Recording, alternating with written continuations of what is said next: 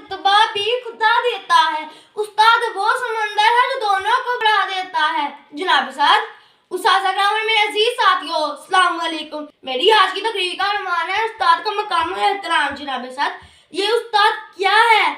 उस्ताद कहते हैं तो किसे कहते हैं? उस्ताद वो मुबारक हस्ती है जो गुमान को यकीन में बदलता है, जो पत्थरों से हीरे तराशता है।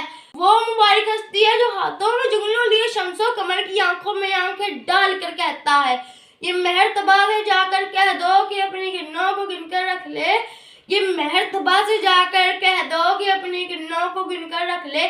मैं अपने सहरा के जर्रे जर्रे को खुद चमकना सिखा रहा हूँ। जनाब साद, रिश्तों में सबसे अफजल रिश्ता उस्ताद और शागिर्द का ही है, मगर अफसोस तलबा का हाल ऐसा हो गया है कि वो उस्ताद की इज्जत नहीं करते। इसका नतीजा ये निकलता है कि कामयाबी उनका मुकद्दर नहीं बनती।